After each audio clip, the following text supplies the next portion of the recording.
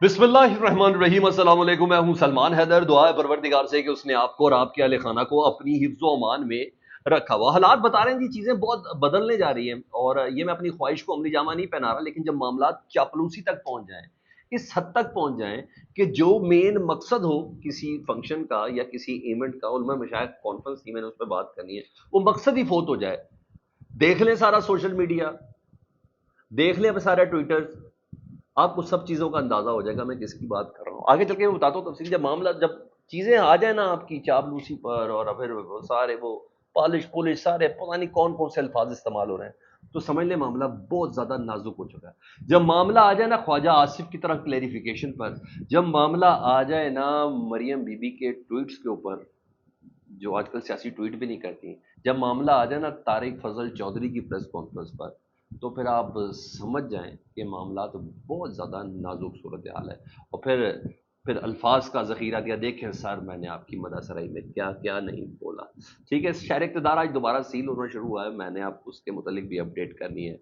अब शहर दस्तूर के जवाब का इंतज़ार है, उसकी डिटेल भी आपके सामने रखता हूँ। तो सबसे पहले जी, आज उलमा मशाइख कॉन्फ्रेंस थी इस्लामाबाद में, बहुत बड़ी उलमा मशाइख कॉन्फ्रेंस। उसमें कई ऐसे थे मुल्ला ज़ादा, वो शुफ शुफ मौलवी भी उसके अंदर मौजूद, फ्रंट उस पे थे, जिनका सोशल मीडिया पर अच्छा खासा तमाशा बना, जो मोजज़ात ही कर देते थे वो, मगर वो फ्रंट लाइन पे थे, तो समझ आती फ्रंट लाइन पे कौन से लोग थे। बहरहाल तमाम मकातब फ़िक्र के बड़े जय्यद उलमा मशाइख भी उसके अंदर मौजूद थे। कॉन्फ्रेंस थी ताकि उलमा को भी इस पेज के ऊपर इकट्ठा किया जाए कि पाकिस्तान के मौजूदा हालात में, मौजूदा चैलेंजेस में उनका किरदार क्या होना चाहिए, फ़ौज क्या सोच रही है, हुकूमत क्या सोच रही है, ये सब चीज़ें ना बड़ी दिलचस्प चीज़ें हुई हैं आज के उसमें। यानी उस दिलचस्प चीज़ों में जो कॉन्फ्रेंस का जो कॉन्टेक्स्ट था ना, वो फोत हो गया। और मैंने कहा ना, ये सबसे ज़्यादा नुकसान यही दे रहे हैं, ये खुद ही दे रहे हैं। मेहमान खसूसी वज़ीर आज़म शहबाज शरीफ साहब खुद थे उसमें, और गेस्ट ऑफ ऑनर थे आर्मी चीफ सैयद हाफिज़ आसिम मुनीर साहब, और जनरल साहब ने तकरीर की। उसके बाद वज़ीर आज़म ने तकरीर की। जनरल साहब की तकरीर बहुत ज़्यादा पुरजोश थी, बड़ी वलवला अंगेज़ थी, इसमें कोई शक नहीं है।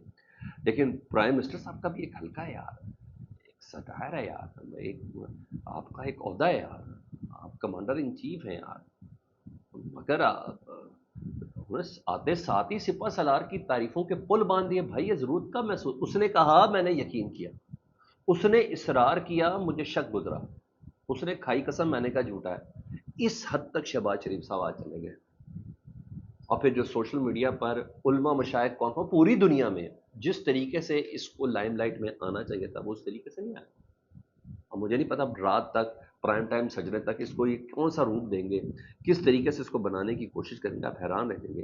पूरी जो ये कॉन्फ्रेंस है ना, उलमा मशाइख कॉन्फ्रेंस, ये एक तरफ हो गई, और मुझ समेत पूरी दुनिया की तवज्जो ना शहबाज शरीफ साहब के ऊपर चली गई कि जिस तरीके से उन्होंने सिपा सलार की तारीफ के पुल बांधे हैं ना सर, मैंने तो अपनी ज़िंदगी में नहीं देखा, पूरी ज़िंदगी में मैंने नहीं देखा किसी वज़ीर आज़म ने इस तरीके से तारीफ की। और मैं ख्याल है शहबाज शरीफ साहब का दुर्रा भी है, और पूरी दुनिया की तवज्जो ना बिल्कुल उन अल्फाज के ऊपर मलूज हो गई। शहबाज शरीफ साहब ने क्या क्या कहा तारीफों के पुल बांधते हुए? वो कहते हैं कि आर्मी चीफ ना सिर्फ हाफिज कुरान है, कोई शक नहीं, आर्मी चीफ की जो तकरीर थी बहुत ही वल्लांगेज और जज्बे से भरपूर थी ना। वो कहते हैं आर्मी चीफ ना सिर्फ हाफिज कुरान है, बल्कि कुरान का नूर उनके दिमाग और दिल में भी रचा हुआ है। और जो आसिम मुनीर साहब ने जामिया गुफ्तगू फरमा दी है, वो हमारे लिए मशल राह है। यार ये प्राइम मिनिस्टर के अल्फाज हैं यार, खुदा का वास्ता है। उन्होंने कहा वो हमारे लिए मशल राह है। और वो कहते हैं सिपा सलार की पुरजोश और वलवला अंगेज तकरीर के बाद, दिलों को गरमा देने वाली तकरीर के बाद, मजीद किसी इजाफे की जरूरत नहीं है। और बस कर दें शहबाज शरीफ साहब, बस कर दें। इससे बहुत सी चीज़ों का अंदाज़ा हो रहा है कि मामला है क्या। वो कहते हैं जो उन्होंने बोल दिया वही काफ़ी है, आप अंदाज़ा कर लें। उलमा काउंसिल की मशाइख की एक तकरीब, जिसमें जनरल आसिम मुनीर साहब गेस्ट ऑफ ऑनर, एक उन्होंने खिताब करना था, आप अपने विजन से मुतल्लिक बात करें, ठीक है, बताएं कि यार जनरल आसिम मुनीर साहब भी हमारे साथ इस पेज पर हैं, और पाकिस्तान की दीगर फोर्सेस भी हमारे साथ इस पेज पर हैं, सियासी जमातें पीपल्स पार्टी इस पेज पर है, आप भी हमारे साथ ज़रा हो जाए। इसके अलावा कोई बात ही नहीं थी। लेकिन जिस तरीके से शहबाज शरीफ साहब की खुश ज़ुबानी थी, वो खुश میں کیا بولوں، وہ حالات اور واقعات بتا رہے ہیں سر کہ معاملات کس حد تک پہنچ چکے ہیں کہ اب باتوں سے پیٹ بھرنے ہیں، ٹھیک ہے، ایک پیج ظاہر کرنا ہے باتوں سے، ٹھیک ہے جی، اور یہ مجھے بھی پتا اور آپ کو بھی پتا ہے یہ اتنی دیر نہیں چلنا، اتنی دیر نہیں چلنا یہ سب چیز۔ دیکھیں اپ کمنگ پوسٹ مارٹم کانفرنس میں کیا چیزیں ڈیسائیڈ ہوتی ہیں، منگل کے دن دوسرا منگل ہے، نیکسٹ منتھ ٹیوزڈے کے دن ہوگی، لیٹس سی اس میں کیا سی چیزیں، کچھ چیزیں بہت بدل گئی ہیں اس ایک مہینے کے اندر۔ ادھر جماعت اسلامی نے ڈی چوک کی طرف مارچ کی آج کی کال دی ہوئی ہے، اور ڈی چوک پہ انتظامات شروع ہو گئے، ان کے راستوں پہ انتظامات شروع ہو گئے، کنٹینر لگا کر راستے بند کرنا شروع کر دیں گے جس وقت میں آپ سے بات کر رہا ہوں۔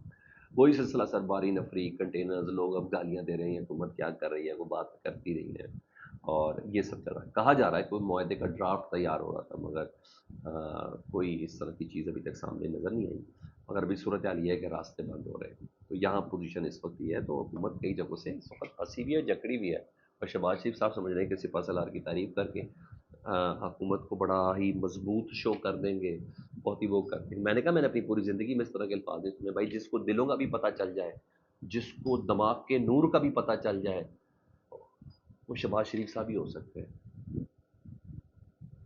مجھے تو یہی لگا۔ بہرحال یہ سب چیزیں تو میں نے آپ کو بتایا نا، یہ جو جس طرح کی صورتحال اس وقت چل رہی ہے نا، اس کے بعد چیزیں بالکل ڈفرینٹ انداز میں سامنے آتی ہوئی نظر آئی، بالکل محسوس ہو رہا ہے باقاعدہ طور پر۔ ادھر اچھا جی، توشہ خانہ 2 کیس ہے، اس میں عمران خان صاحب اور بشریٰ بی بی کی گرفتاری کو چیلنج کیا ہوا گیا ہے۔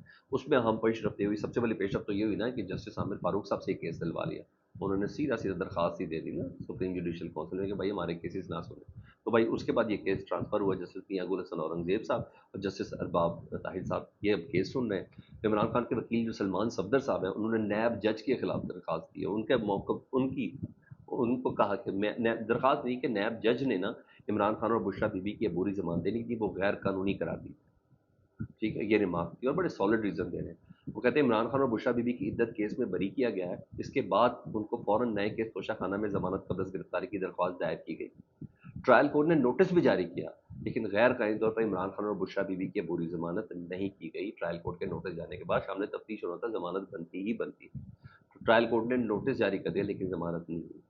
نئے وکیل نے فوراً کہا جی عمران خان صاحب تعاون ہی نہیں کر رہے، تو جج صاحب نے کہا نہیں یہ بری بات ہے، میں نے کہا جی میں نے کہا نہیں، سلمان صاحب نے کہا مجھ سے پوری سنو، یہ یوں یہ اس ٹائم پیش ہوا ہے، اس ٹائم انہوں نے انکوائری کی، یہ سب کچھ ہوا۔ ویسے اتنا میں بتا دوں، بہت کنونسنگ موڈ میں سلمان صفدر صاحب اس پہ دلائل دے رہے ہیں، اور اگر وہ عدالت کو کنونس کر گئے نا سلمان صفدر صاحب، عمران خان صاحب کے کامیاب ہو گئے، تو توشہ خانہ کیس میں عمران خان صاحب اور بشریٰ بی بی کی ضمانت ہو جانی، اور پھر کسی اور کیس میں آج کی تاریخ میں نہ عمران خان صاحب کی کوئی گرفتاری ڈلی ہوئی ہے، نہ ہی بشریٰ بی بی کی گرفتاری ڈلی ہوئی ہے، اور وہ جو 9 مئی کے 12 کیسز تھے اس میں ویسے ہی ان کا جو ریمانڈ ہے نا، وہ لاہور ہائی کورٹ نے کہا نہ کوئی ثبوت ہے، نہ کوئی ایویڈنس ہے، نہ ہی کوئی کال ہے، اور نہ ہی کوئی ویڈیو ہے، تو پلیز یہ جو جسمانی ریمانڈ ہے اس کو ہم کینسل کرتے ہیں، وہ ضمانت کی اپلائی ہوا ہوا، تو یہ والی پوزیشن میں آپ کو پھر بتا رہا ہوں